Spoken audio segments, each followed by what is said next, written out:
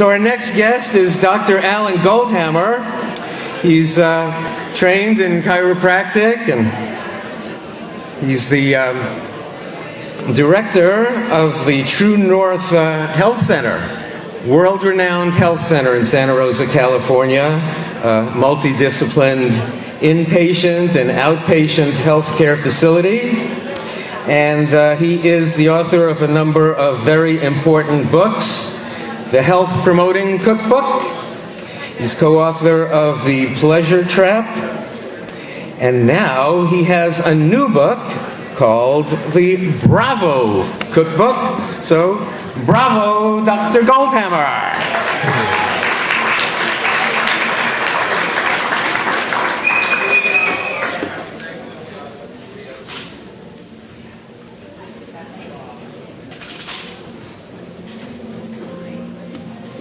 Let's go right to the most important picture. This little girl's name is Kate. She's 3 years old. Just coincidentally, she happens to be my granddaughter. She was born with 250 million other babies on this planet 3 years ago. But in what may be the most bizarre statistical anomaly of all time, it turns out that my granddaughter Kate was the cutest one of all. What are the odds of that? This is my grandson. His name is Colin. He's 8 years old. I had to explain to him the other day what it meant to send a letter. I explained to him that you take a piece of paper and you write down your message, and you fold that piece of paper up and you put it in another piece of paper called an envelope, that you address it, you put on a zip code, and then you give it to a guy who takes it to the post office, who puts it in a sorting machine, assuming that you've bought a stamp, and they sort it and give it to somebody else who gives it to somebody else who eventually delivers it to your party at the other end. And he said, "Grandpa, we learned about that in school. It's called the Pony Express." He said, "That's just silly." He says, "You give it to me, I scan it and email it, it's there in 4.5 nanoseconds. I told him I was very proud of him because he knew all about computers, and he said, "Why is that I'm so impressed?" And I said, "Because when I was a little boy, we didn't have computers." And he said, "Oh, Grandpa, were you poor?" I said, "No, I wasn't poor. They just didn't have computers." He says, "Well, Grandpa, when you were a little boy, did they have electricity?" I told him my friend Thomas discovered it. I said, "Of course we had electricity." He said, "Well, if you had electricity, you really should have had computers. What were you people thinking?" How many people do you think, if you asked people on the street, are adults living a lot longer today than they did in 1900? Do you think most people think that people are living a lot longer than they did in 1900? In 1900, before the advent of antibiotics or the miracles of modern medicine? What's interesting, though, is an 85-year-old in 1900 could expect to live 4 years additional time. And a 65-year-old person could expect to live about 12 years additional time. Now, an adult today lives a little longer, if you're 85, 2 years, if you're 65, 4 years longer, than they did in 1900. And yet you'll see life expectancy has gone from 47 up to what in fact is now almost 78 years. So if life expectancy has gone up 28 years, but adults are only living 2 to 4 years longer, where's the 24-year difference? It's a reduction in infant mortality. It used to be 176 children per 1,000 would die in infancy, usually because of poor hygiene. They would get waterborne illnesses or acute illnesses, and they would die. Today, we have hygiene, and so we don't kill our kids off as frequently from poisoned water. And as a consequence, only 7 per 1,000 die before they reach adulthood. So that obviously shifts the curve to the right. Life expectancy has gone from 47 to 75 or 78. But adults live a little longer. So the changes have not been the miracles of modern medicine and bypass procedures and antibiotics that have dramatically extended life, but improvements in public health. So if you're counting on the miracles of modern medicine to allow you to live a long and healthy life as an adult, you may be disappointed. In the world of our ancient ancestors, people had a lot of trouble surviving. Most didn't. Most of the people ever born on this planet never lived to reproduce. Okay, they died from predation. They died from starvation. Today, that's not the case. The brains of the people in the past and the brains of the humans today are essentially identical. There's no difference morphologically or functionally between the brain of a human today and the brain of a human 100,000 years ago. But what has changed dramatically is the environment in which we live. And the environment's changed because we've changed it. One of the things that we've changed about our environment is that we have now tremendous exposure to various chemicals, some of which we take in voluntarily through the drugs, the things we drink, the drugs that we take or inject or smoke or snort, to the foods that we eat, the foods that we choose to consume voluntarily. How many of you ever had one of these? 12-ounce Coke. Used to have 11 teaspoons of sugar. Now they've got it with a new Coke. It went up to 12. It got better. But the thing is, it used to be a special treat, wasn't it? For a kid would get a Coke, it was a special treat. But not anymore. Now it's a 55-ounce Big Gulp with free refills. And that's really not enough either. Now we have the Big Gulp and the Double Gulp and the Super Gulp and the Express Gulp. Pretty soon we're going to just have to get a bucket. That's going to be the... I think that in the future the biggest reason people will be hurt is buying a Coke at 7-Eleven.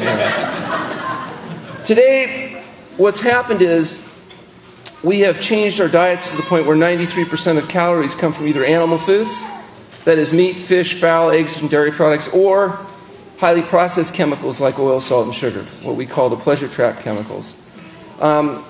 And the reasons are many, but the bottom line is that 7% of calories now come from fruits or vegetables, and a third of that's one vegetable called potatoes, which are usually served in the form of potato chips or French fries. I'm proud to say as an American that when it comes to improving strategic fat reserves, we're number one. We are the fattest country on the planet. I imagine if spring comes late, we're going to do really well. And in this contest to see how just fat we can get, and you compare it to all the other countries, you can see we got about a third of our adult population has now achieved obesity. These people down here in Asia, 3%, they're not even trying. And not only are we increasing our strategic fat reserves, but the diseases of dietary excess are also increasing proportionally. So diabetes, cardiovascular disease, and autoimmune diseases are increasing in epidemic proportion. We call it the pleasure trap, which just coincidentally happens to be the title of our book. And we say that the pleasure trap is this idea that you're artificially stimulating dopamine in your brain, which leads you to overconsume, whether it's drugs or whether it's food. You know, at a vegetarian conference, we all understand the benefits of adopting a plant-based vegan diet.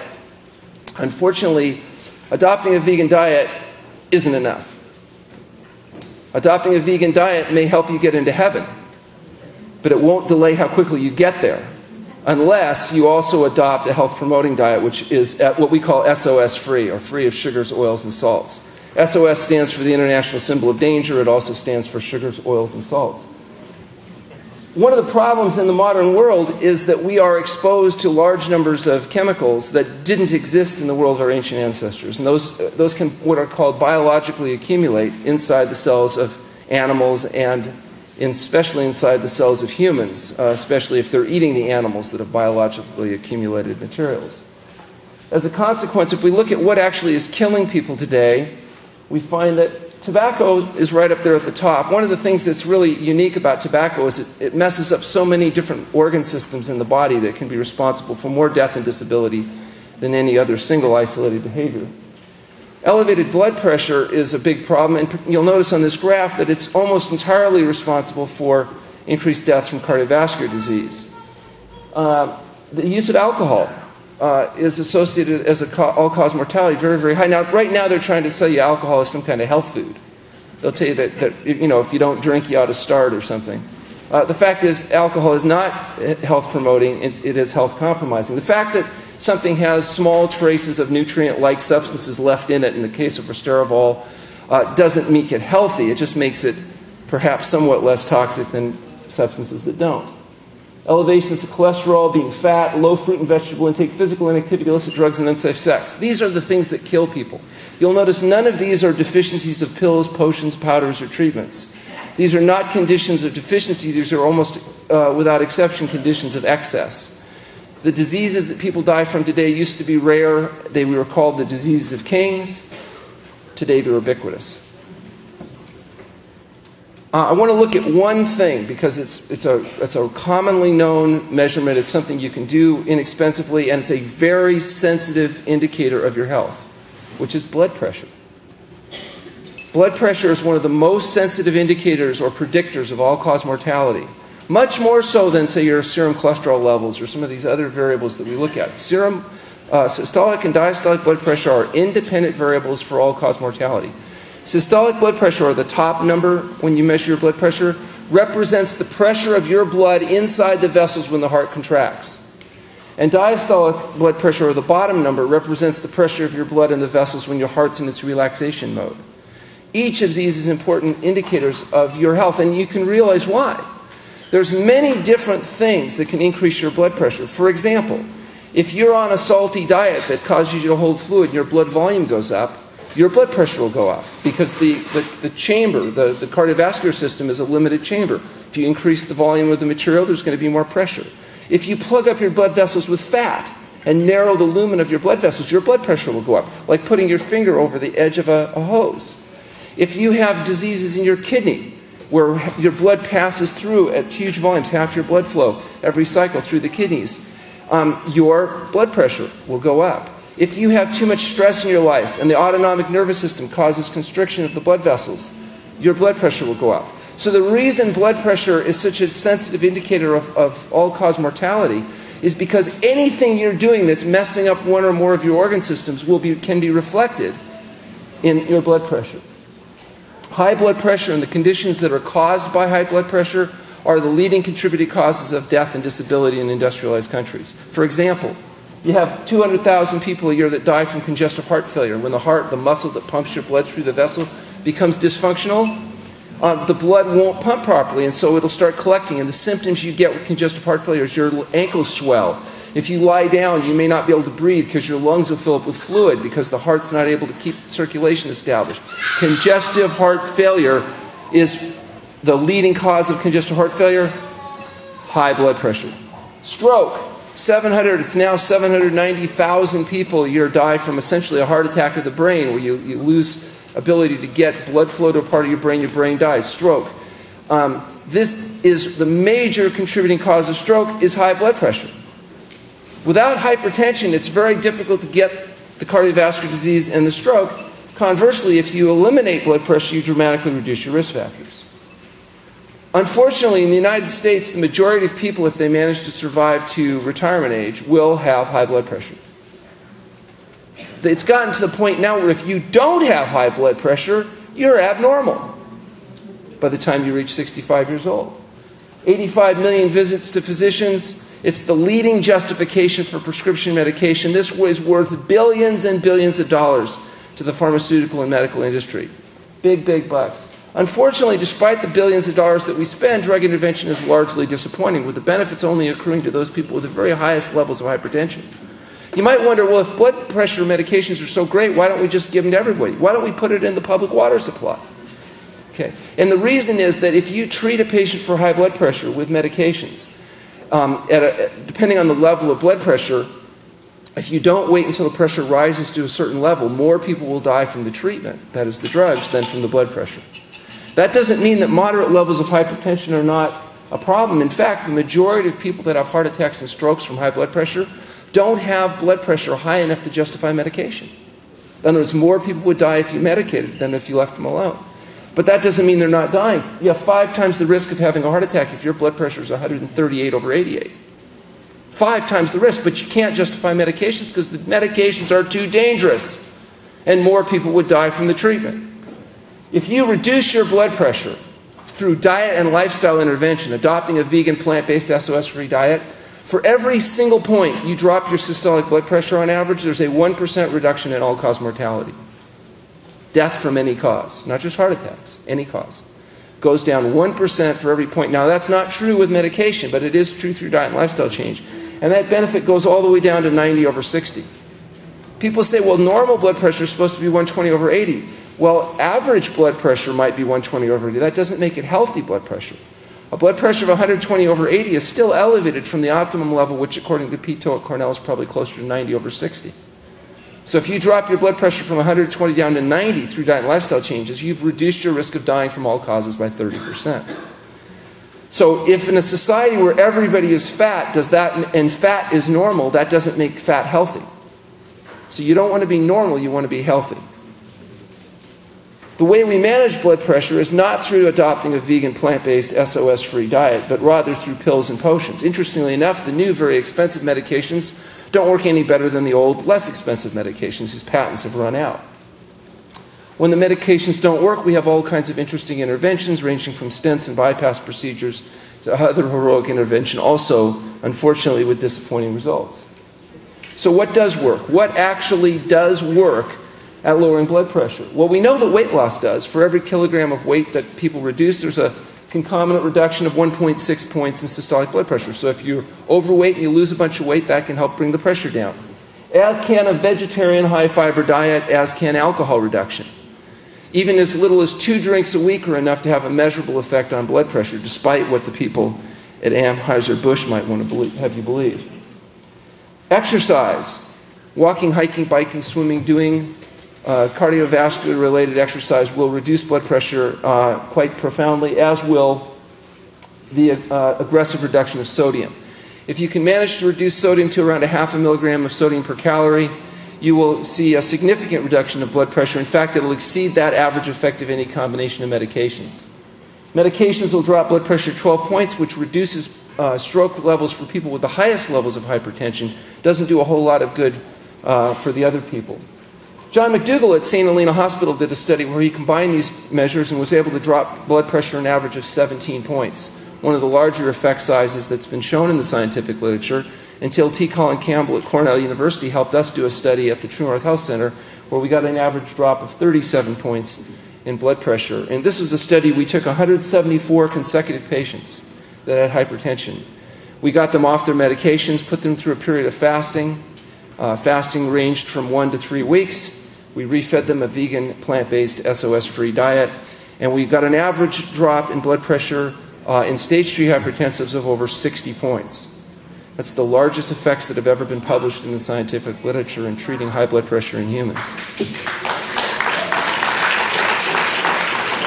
Of the 174 people that started out, 174 people were able to achieve blood pressure low enough to eliminate the need for medications. It's really profound how doing absolutely nothing, and essentially what therapeutic fasting is, has the largest effect that's ever been shown in treating the leading contributing cause of death and disability. It took us 12 years to do that first study. We collected the data. Fortunately for us, Dr. Campbell, a professor at Cornell University who at the time had published about 250 papers in the literature, came in, saw what we were doing, and helped us get our papers published. We did a second study looking at borderline hypertension, people that you really can't justify giving medication to, but they're still dying as a consequence of their high blood pressure. These patients responded considerably easier. This study only took us about 12 months to complete because it does get easier as you do it. At one point, there was a review company that came in, looked at all of our data. This is Clinical Nutrition Updates. They wrote a review, and they said they concluded that therapeutic fasting was a safe and effective means at lowering blood pressure, but it was not cost effective. It was not cost effective. And the reason was it required an average of 3 weeks inpatient care. Now, our facility charges $139 a night inclusive of care, so it's a relatively affordable program. But they used hospital billing rates as their market comparison because they said that our rates weren't market rates. They were artificially lowered for for whatever rationale they used. Bottom line is they said that the program was safe and effective, but it was very expensive in terms of using conventional $2,000 a night average cost in a hospital setting. We tried to argue that we actually, were market rates because we'd been in business for, at that time, 23 years, so obviously we were able to make it work, but anyway. We got approached by the International Union of Operating Engineers. This is California's most powerful labor union. These are the guys that build all your highways and run all the equipment that is associated with that. And they asked Dr. Lyle and myself to come and do a presentation, present our data for the union, because they thought they might want to offer this program as a benefit for their members. And we knew that was, kind of absurd, that they weren't really going to do that. But we thought it would be entertaining, and so we went and presented our data. And they had a boardroom there, and they had a bunch of representatives. They had people representing the contractors that hire the union members. They had union guys there. They had an actuary that calculates the money, the pension benefits, and all that. They had a representative of the National Institute of Health there that was an NIH reviewer. And he said, he had reviewed our data, and he believed that if the union fully implemented our program, that they would save money, that it would be cheaper to get people well than cut their feet off with their diabetes and treat their heart attacks in the hospital, et cetera.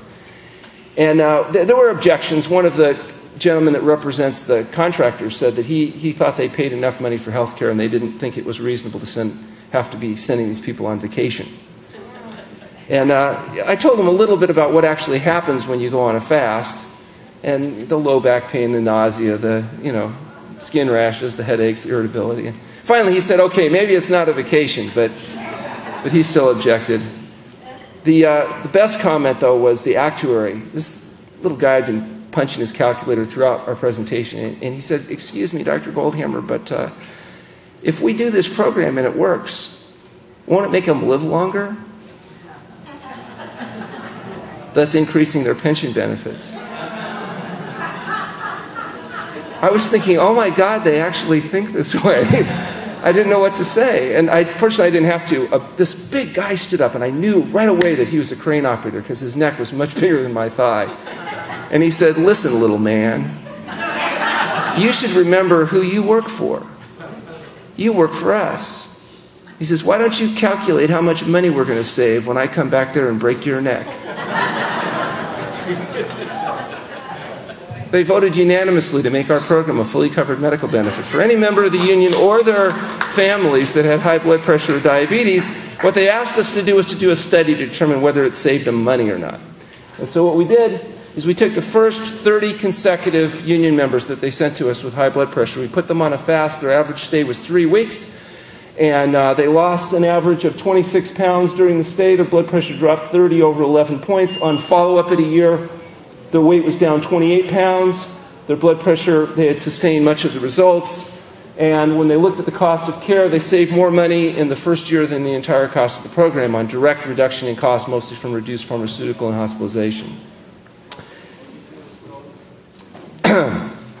What we did next was we did what's called a safety study. And we just completed this. This data has not been published yet. It just came out about 2 weeks ago. And what we did is we took 2,000 consecutive patients that underwent fasting at the True North Health Center in Santa Rosa. And we looked at all of their lab data, their physical parameter changes, and their adverse events, and their morbidity and mortality rates. In other words, how many people died and how many people had serious events. And of 5,000 consecutive people, fortunately everybody that walked in walked out. We didn't have any mortality. We had no serious events. And ultimately, this data is going to prove very powerful because we hope to see this in a major impact journal. There's becoming more and more interest in this concept of fasting, which I'll be discussing here. And we now have the first data that really shows that this is a safe intervention when it's done according to protocol. This intervention we're talking about is therapeutic water-only fasting. So picture this. We take an individual, put them in a controlled, medically supervised setting, and they get nothing. Water only, fasting for up to 40 days. Moses, David, Elijah, Jesus, and a whole bunch of our patients are in pretty good company.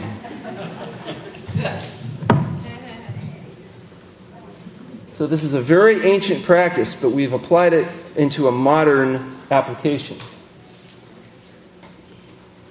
The biochemistry of fasting is essentially a biological adaptation. In other words, the body is designed to be able to fast. Were it not for human beings' ability to fast, human beings would not have survived. We are here because we have this biological adaptation. We have the ability to actually conserve our protein resources and shift from burning glucose, our normal fuel, which is sugar, to burning fat.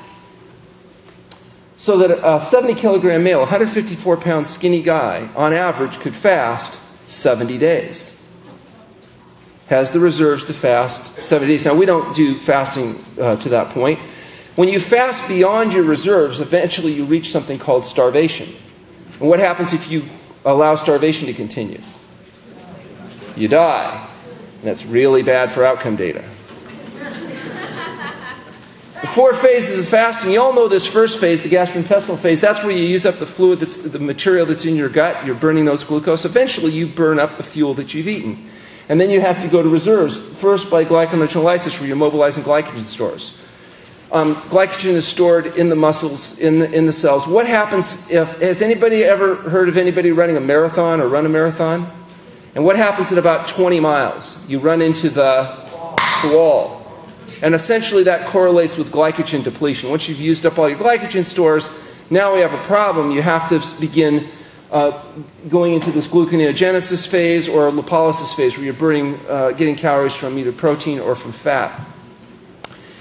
The final phase here is ketosis, where your body actually shifts over. And what's really unique about humans is that the brain of a human, unlike, say, chimpanzees or capuchin monkeys that we'll see later, we have a bifuel brain. We can actually change from burning glucose to burning ketones, a byproduct of fat metabolism. That is a very unusual situation.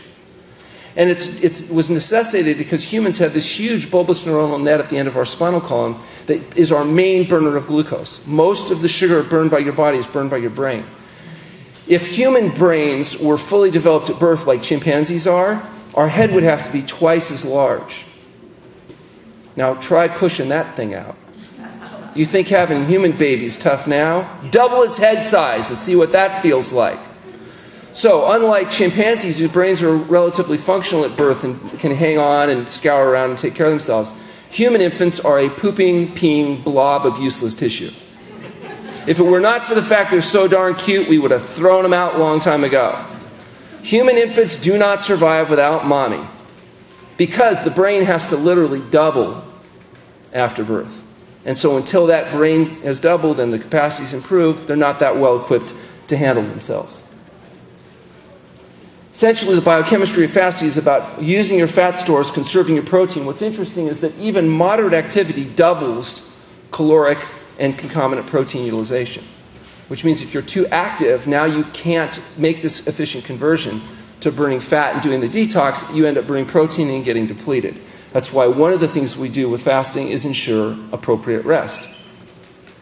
There are indications for fasting which are very interesting because they're very varied. For example, one indication of fasting is the loss of appetite that characterizes acute disease. Animals or people get sick, they lose their appetite. Maybe there's a reason. It's useful in acute and chronic illness. It's useful to speed healing. Things that don't heal in the feeding state often will healing in the fasting state. It's used to change behaviors, for example, to quit smoking. Most patients report little or no cravings after 2 or 3 days of fasting, even though they struggle so much trying in the feeding state. Now, some people say it's because they're so miserable fasting they don't think about the cigarettes, but it actually is because the detoxification pathways we're going to discuss are sped up so quickly that the withdrawal is greatly facilitated. And there's probably, I don't know of any major religion that does not have a tradition of fasting.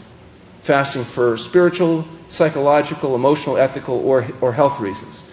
Whether it's the Jain, the Jews, the Christians, the Muslims, the Buddhists, everybody's got their traditions with fasting, and there's a reason for that. Because fasting can change the way you think and feel about yourself and the world you live in. In order for patients to go through fasting, we always get a proper history, do an exam, and appropriate laboratory testing. The important thing with fasting is you have a baseline so you can tell the difference between a positive healing crisis and a degenerative problem that will result in a bad outcome.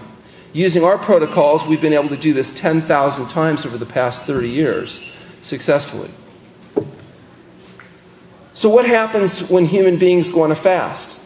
What are the experiences that people get? Well, the first experience is a foul taste in the mouth. It often tastes like something crawled in there and died.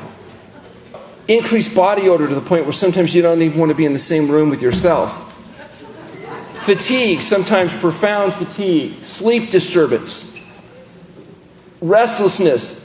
Oh, and irritability. Oh, there's nothing more entertaining than having 40 or 50 fasting patients all in a facility together. There's an experience, it's not as common to fasting euphoria. People go through kind of a psychic state. Dizziness, aches and pains, nausea, vomiting as the liver dumps bile and causes reflux and nausea, vomiting. This green bile, yellow bile, caustic, irritating substance is eliminated from various orifices. Rashes and discharges, you can get whole body rashes or extremity rashes. And the healing crisis, where you really think you're going to die, where a chronic problem becomes acute, and it can be really, really intense.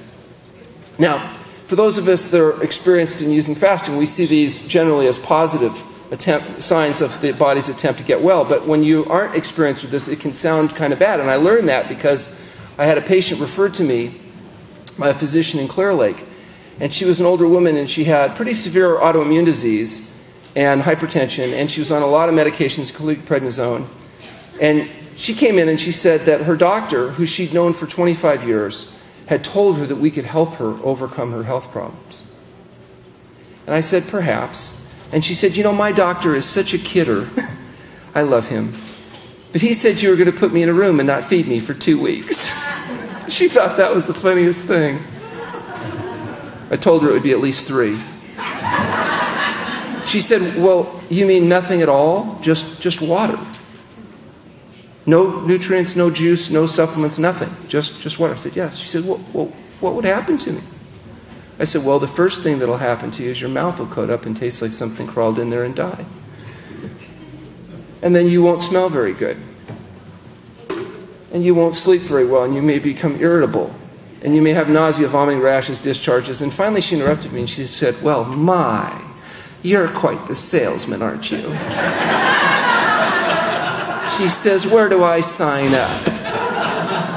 So we fast her 26 days on water only. And, you know, she had a relatively uneventful fast. We phased her off her medications. We got her out of her condition. And we sent her back to her physician, who, as soon as she walked in his office, called me on the phone. And he says, oh my God, this is amazing. I have never seen a transformation like this. But she says you fasted her for 26 days. I said, yeah. And he says, well, how the hell did you get her to do that? I says, well, you know, she was so reluctant and resistant, we finally decided we'd just have to tie her up. He says, you did not. And then she was in the room with him, and she turned to me and he said, did they tie you up? And she said, well, not till after the 2nd week. He quit his job, he joined our staff, until he retired a few years ago, because he said he wanted to spend the last few years of his life doing something worthwhile. Fasting duration ranges from a few days to a few weeks. Depends on what we're trying to accomplish, depending on the reserves, the capacity of the individual, and how well they hold up. Fasting itself is a diagnostic as well as a therapeutic tool, in that it not only helps the body create an environment to heal itself, but it also gives you an idea of where the actual problems are. So I've said something today which is a little bit disturbing. I've said that the leading causes of death and disability, high blood pressure I mentioned, but also diabetes as well as autoimmune diseases, are better treated using fasting than any other treatment that we know about. How is it possible that doing something like fasting could be more effective than the other available treatments? What are the mechanisms by which this fasting is working? Let's take a look at possible mechanisms. What about weight loss? Do you imagine that if people do nothing but drink water only, they might lose weight? What percentage of people that go on a water-only fast do you suppose lose weight? 10%? 20? Everybody? 100% effective? It sounds like a quackery thing if I've ever heard of one. But the laws of physics and thermodynamics do tell you that, in fact, everybody that fasts loses weight. And average weight loss is 1 pound a day, or 365 pound a year rate. What about natriuresis, the selective elimination from sodium from the body? What percentage of people experience this biological adaptation that occurs only in water-only fasting? Again, 100%. Yeah, this is in fact, it's such a powerful diuretic effect, it dwarfs the impact of something like hydrochlorothiazides or your typical diuretic drugs. It's very powerful, which is why people sometimes are losing 5 and 10 pounds of fluid a day early on when they're real bloated, because the body selectively gets rid of this excess sodium. The traditional justification for fasting is detoxification. This is based on the premise that there's these toxins that are somehow in the body. Is that real? Are there toxins that are in the environment that can get into the body? Yeah, it turns out there really are toxins out in the environment that can get into the body. And in fact, if you do fat biopsies of people and you look at, these are a list of various chemicals, you find as many as 100% of tested individuals have varying degrees of these substances in their body. Virtually everybody from anywhere on the planet, if you do a fat biopsy and you start looking, do we have DDT, do we have PCBs, do we have dioxin, is there pesticide residue, heavy metal, mercury, zinc, arsenic? Yeah, virtually everybody has accumulations of various degrees of these toxic substances in the body. So, first question is, how'd they get there? Maybe you breathe the air. Do you think there's some toxic stuff in the air when we burn coal and we put... Yeah, it turns out breathing the air could be a source. What about drinking water? Yeah, it turns out there's stuff in the water. We put chlorine in the water to keep us from dying from bacterial diseases, but the relationship of chlorine with organic matter yields various chemical substances that are not nice. What about eating the food? Yeah, it turns out eating the food is another source. In fact, and chemicals we spray around our house, our garden, the smoking, drinking, all. But if you do a fat biopsy and you look at these things, you realize that as much as 90% of those chemicals got there from doing one particular behavior. And that turns out to be eating animal foods. Eating animal foods. And why are animal foods so much more of a problem than, say, plant foods? It's this concept of biological concentration. An animal, through its entire lifetime, is being exposed to the same kind of toxic environment that we are, maybe even more so, because if we're incarcerating those animals and raising them in a contained environment, we're feeding them feed full of chemicals and giving them chemicals to make them produce more milk or make more meat, and they're eating grains that have been sprayed with pesticides, and we're giving them antibiotics because we're keeping them inhumane, really tight quarters, so they're getting sick. Those animals accumulate day after day, week after week, month after month, year after year, these toxins inside their cells. And when you kill the animal and eat the flesh or drink the milk of that animal, you get its entire lifetime accumulation of biologically concentrated poisons. So that's why if you look at your own body, and maybe not your body as a vegetarian, but if you look at the average person's body, 90% of their load may have come from that one behavior. So just adopting a vegan diet will reduce dramatically your exposure. It doesn't mean the air and the water and the plants aren't an additional source, but quantitatively, adopting a vegan diet may be one of the biggest justifications from a health standpoint of not eating animal-based products. So in fasting, there's two types of toxins that we're interested in. One are exogenous toxins, these poisons from the environment that shouldn't exist. They should never have been there. We put them there. And they're finding their way back into us. And then there's also the endogenous toxins, which aren't technically toxins. They're normal intermediary products of metabolism, like cholesterol, uric acid, lipofusion, intracellular pigments. These are things that normally the body would get exposed to and process them and eliminate them, mostly in the urine. Because remember, the urine is what is left over after the blood's been filtered by your kidneys. That's the main detoxifying pathway in humans. And so as long as you're able to eliminate them as fast as you can accumulate them, you more or less do okay. But if you accumulate them faster than you eliminate them, they eventually build up in your cells, and your body has only so much capacity to deal with these toxins until eventually they begin to interfere with the actual process of survival itself. In fact, part of the aging theory is that these intracellular pigments accumulate in the cells faster than the body can eliminate them, and eventually they interfere with cellular function. That's part of the aging process, and then you die. Okay? So the idea is, what can we do to make it so that, that our toxicity in our body is at as low a level as possible. Well, the first most obvious thing is don't take the toxins in to begin with. Adopt a vegan, SOS-free diet. Be aware of using filtered water. Don't live in LA. You know, do what you need to do to avoid exposure to chemicals. Don't smoke. Don't breathe other people's smoke. Don't drink. Don't spray pesticides in your house, etc., etc. Okay? And then the other thing is, do what you can do to promote the body's ability to eliminate toxins so that the total body load is lowered to the lowest level possible. And the most powerful way of detoxification that I know about is water-only fasting. Therapeutic fasting is, in fact, fasting is such an efficient detoxifier that some people have actually argued that it's too efficient. The body doesn't know what it's doing, and as a consequence, you'll too rapidly mobilize all these toxins, and it'll shut down your liver, kidneys, and it'll make you sick, and you'll die.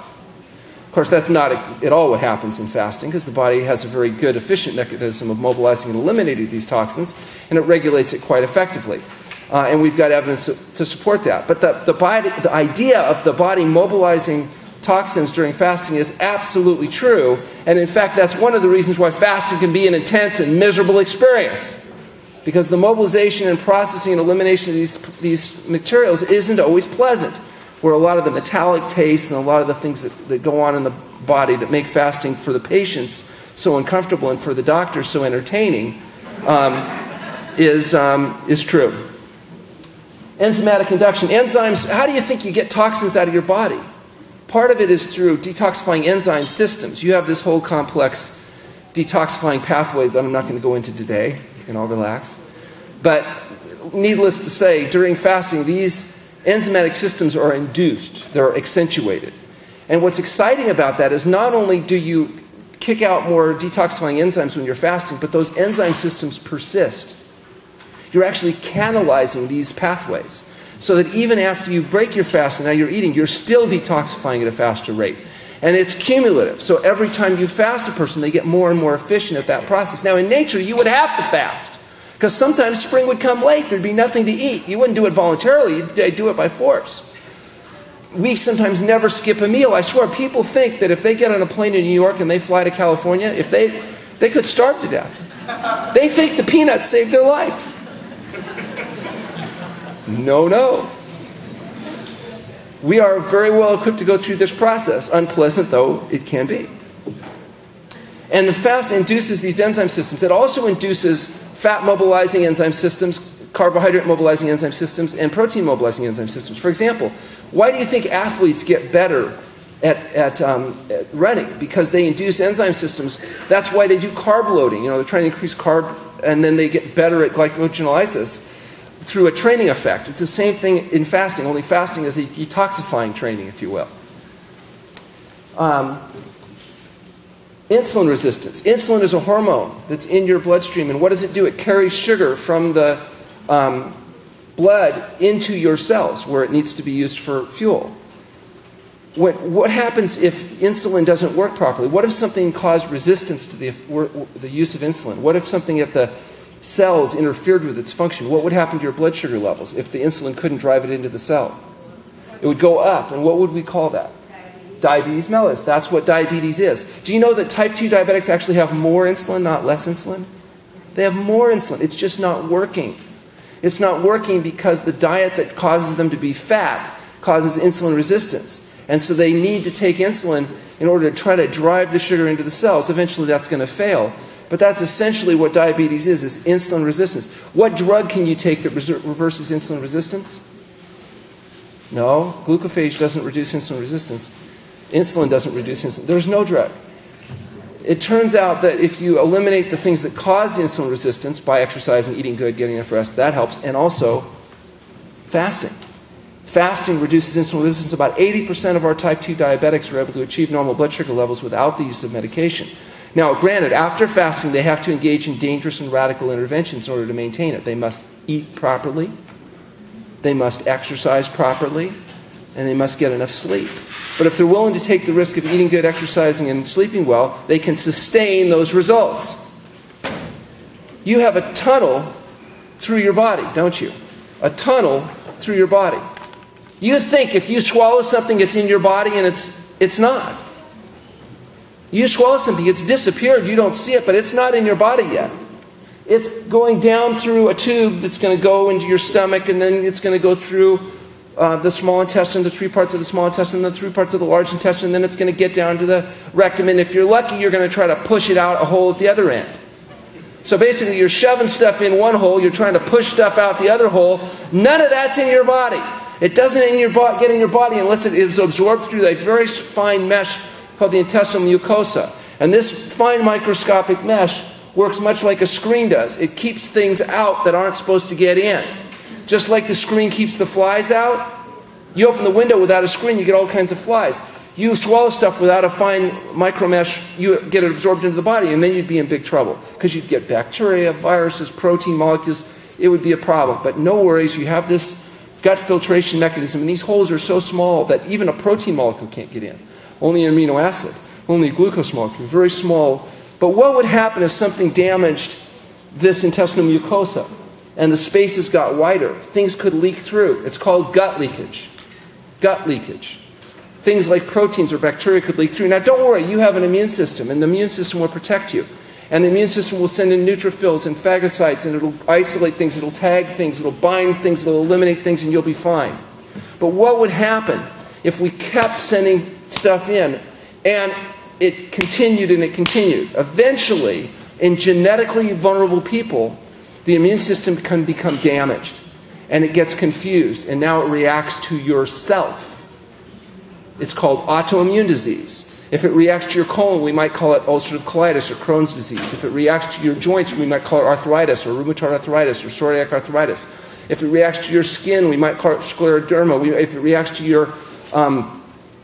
reacts to any of your body organs, we'll give it a different name, usually that ends in itis. Vasculitis, scleritis, dermatitis, psoriasis. Doesn't matter. The point is, these processes of autoimmune, or where your immune system begins to attack your own tissues, is aggravated by gut leakage. Understand, in rheumatoid arthritis, what's destroying your joints? It's your immune system. In ulcerative colitis, what's causing the 22 bloody bowel movements a day? It's your immune system. So the medical profession says, oh, if it's the immune system, then let's solve that. Let's give you powerful drugs like prednisone or methotrexate, and we'll shut the immune system down, and then your immune system won't be able to attack your own tissues, and everything will be fine. And at first, it's like a dream, because the symptoms go away, and then it becomes a nightmare, because these medications will destroy your body, and eventually the medications will cause more problems than the condition originally did. So the answer isn't to shut down the immune system. The answer is to allow the gut to heal, and then stop doing the things that cause the inflammation. What causes gut leakage? What would cause your inflammation in your gut? How about free radicals? Free radicals, reactive molecules that give off an oxygen molecule. Have you ever seen a cigarette smoker? Do you notice what happens to their face, heavy smoker? Yeah, they get premature wrinkling. In fact, you can see them across the room and you think, oh my God, they're probably a heavy smoker, because they have smoker's face. It's that really attractive, premature, prune-like wrinkling that occurs. Do you think that the free radicals from cigarette smoking only affect the face? It affects the whole body, doesn't it? Including the enamel lining of the blood vessels, so that smokers have a dramatically increased risk of heart disease because the fat sticks to the blood vessels and they get heart attacks and strokes, which actually has an interesting effect. Think about it. They'll tell you what's wrong with smoking. Only 20% of smokers ever get lung cancer. How dangerous can it be? What they don't tell you is the reason only 20% get lung cancer is the other 80% are dying from heart disease before they live long enough to grow the tumors. So if they could just make cigarettes a little bit more toxic to the heart, they could make it completely safe from cancer.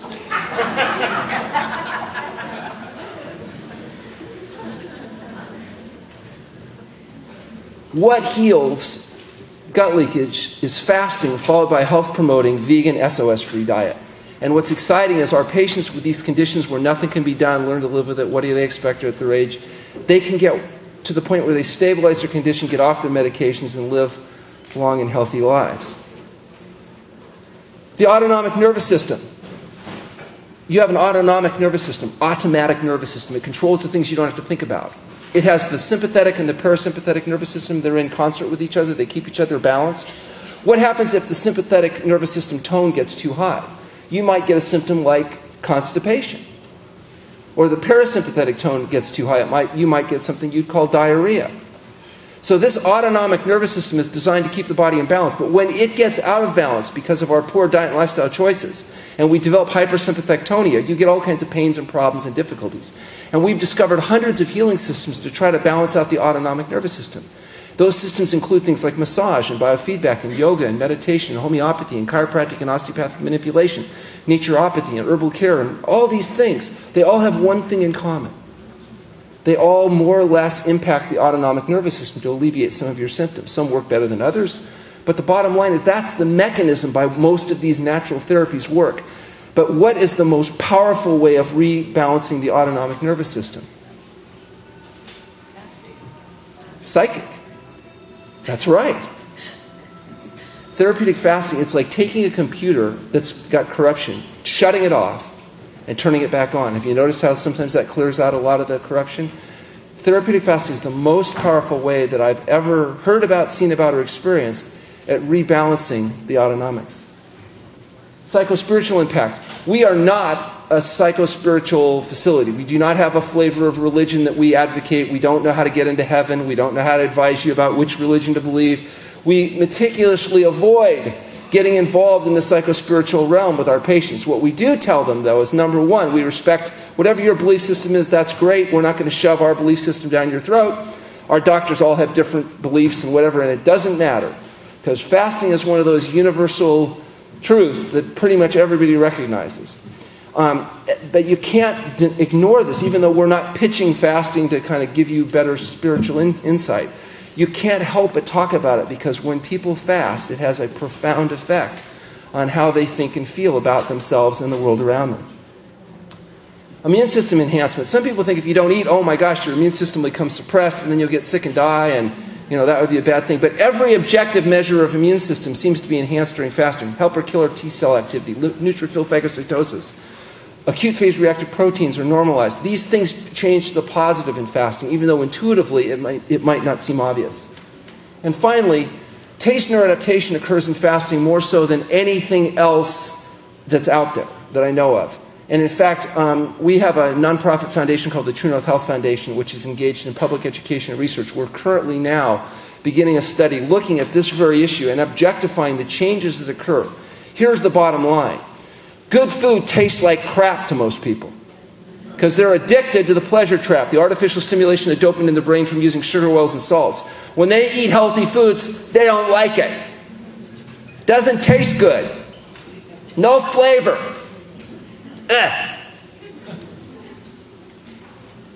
We had a great example of this. You remember that union I mentioned? Very first guy they send me, very first guy. Heavy-set crane operator, diabetic hypertension, 80 pounds overweight. Mean guy. Just mean. I'm all excited. It's my first union patient. I'm going to have an impact. So I sit down with him and I say, he says to me, first thing, well, I don't know why I'm here. I said, well, I'm going to impact him. You're here because you're obese and you have diabetes and hypertension and you're going to die. And he says, well, don't we all have to die? I said, well, yeah, but you're on $800 worth of medication a month you won't need if we get you healthy. He said, what do I care? I don't pay for my medications, the union does. I'm thinking, oh dear, this isn't my normal patient. So I'm thinking, what am I going to do to influence this guy? I'm thinking about his medical history, and I said, if we get you off all those drugs for high blood pressure and diabetes, there's a pretty good chance we can do something about your little problem. He starts sitting up, and I'm thinking, uh-oh, because he's a big guy. And he says, well, why the hell didn't you just say so? So we check him in. We're trying to feed him some food before we start fasting him, and he's eating some salad and vegetables, and I'm thinking, oh my God, he must have a tumor in his throat. Because he's trying to eat, and it's like... He's clearly in pain. I go to sit down next to him. I said, it looks like you're having some trouble eating the food. He goes, food? What food? He says, this stuff is awful. I said, if I have to eat tasteless swill like this the rest of my life, I'd rather just die. He says, why don't you just go out to my truck and get my shotgun, and instead of fasting me, you can just shoot me in the head. We check him in, he fasts for 2.5 weeks. We get him off his meds, normalize his blood pressure, and now he's after the fast, he's eating, coming back to eat now, and he's eating, but now he's actually eating the food. I'm thinking, sit down, I said, looks like you're doing a little better. He said, I'll say so. Your damn chef's finally getting the hang of it. It took me 20 minutes to convince him it was the same. It's not the same food. He said, that stuff you tried to make me choke down when I came in, it was inedible. But he said, this stuff, it's not bad. What are the chances I could have gotten him to eat a healthy diet long enough to normalize his condition without fasting? Yeah, not much. Taste neuroadaptation. Good foods start to taste good. It takes about a month for a person on a low-salt diet to get to where they can tolerate healthy food without the salt. It takes almost 3 months for a person on a low-fat diet to get to the point where they feel satiated with low-fat intake. So you go from a high-fat diet to a low-fat diet, and you don't feel satisfied. You don't feel quite full. Because remember, your brain, above all else, wants to preserve your fat stores. As far as your brain's concerned, having strategic fat reserves is important, because when spring comes late, you're going to survive and everybody else is going to die. Your brain doesn't want you losing fat. You're losing fat, it's signaling you. It's squirting out all kinds of neurochemicals saying, hey, we're hemorrhaging fat. Stop it. No more salad. Get some peanut brittle. Get something with some substance on it. It takes 3 months to neuroadapt to a low-fat diet. So for 3 months, people are not that comfortable with neuroadapt. Now, eventually, they adapt. With fasting, that neuroadaptation takes place much quicker. We get better compliance because we can get people where they're able to enjoy healthy foods without being addicted to the oil, salt, and sugar. And oh my God, do they defend their addictions. I'm going to show you just a couple slides, and if we happen to have any time left, we'll take some questions. This is really exciting, brand new data. Stephen Fry from Fry Labs was the person that first identified, these biofilms they talk about, human protozoa rheumatica. They found out there's things growing in people that we didn't know about. And in people with autoimmune disease, particularly, we find high levels of human protozoa rheumatica. And they actually have the DNA, the PSCR testing on this now. So you think, well, great, so there's a protozoan infection associated with autoimmune disease. They've noticed the only thing they can do to drop the levels is not antibiotics, because these are what are called biofilms. They coat themselves with polysaccharide coating. They don't respond to antibiotics.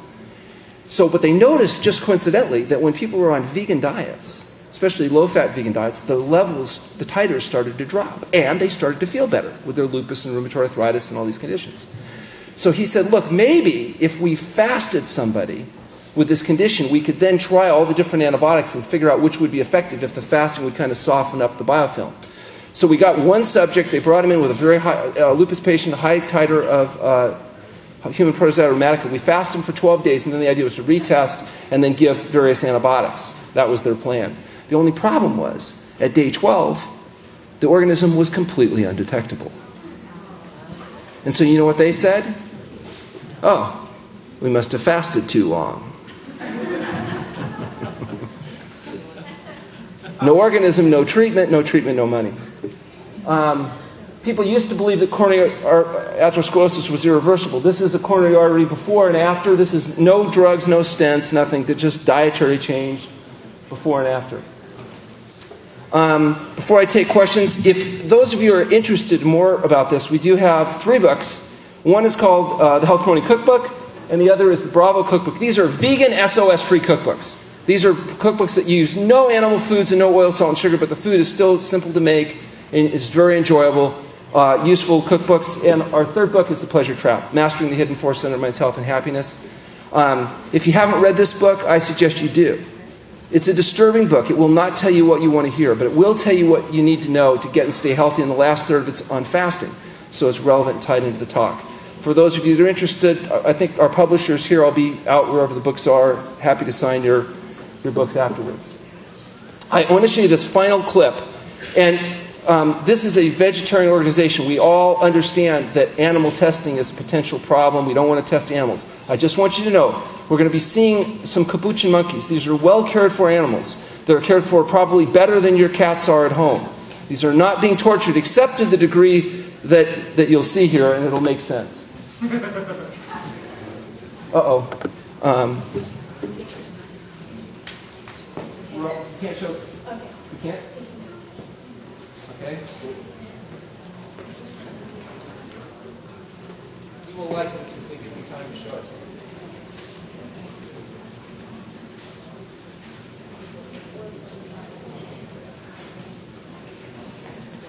Okay, we'll do it really quickly. We're going to do it without sound, but you'll be able to see it. What they've done is they've taken capuchin monkeys. These monkeys are trained that if they give a rock, they get a piece of cucumber. That's the training. So they get a rock, they get a piece of cucumber, and they love that. And they'll do that over and over and over and over and over again, 25, 30 times in a row, because they love the cucumber.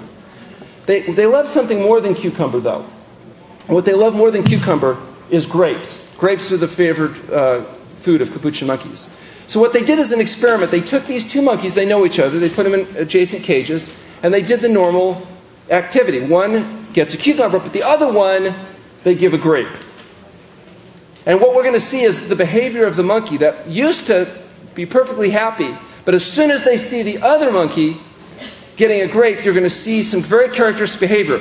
And I know you know we're not monkeys, but you watch this, and you see if we don't share an awful lot of characteristics with these monkeys. So here we go.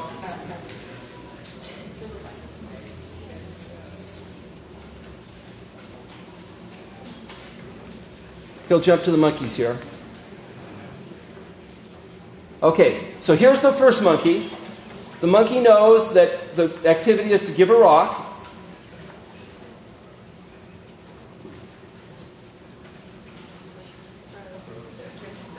No, it's moving. Here it is. Takes the rock, and it gets a cucumber. And yummy. Now the other one, same thing, gets a grape. Oh, wait! He noticed the other one's getting a grape. Hold on. Okay, that monkey's got the grape. Wait a second. Okay, I'm going to get a grape now, right? No. Here comes a cucumber. Now watch what he does with the cucumber.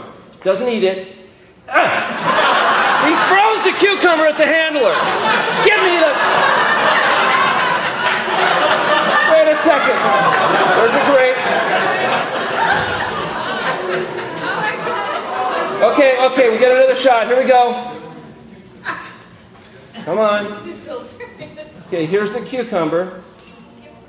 That's not a grape. Get.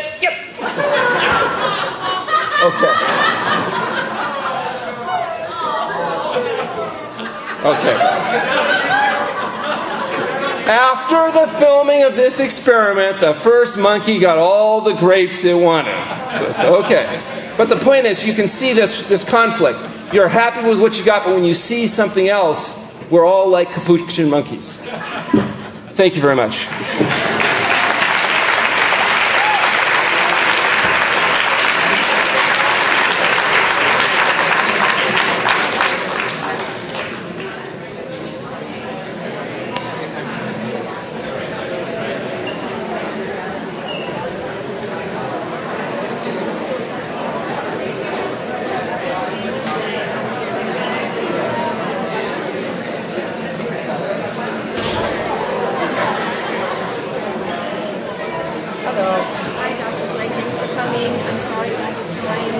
She said I could just go over. That's right.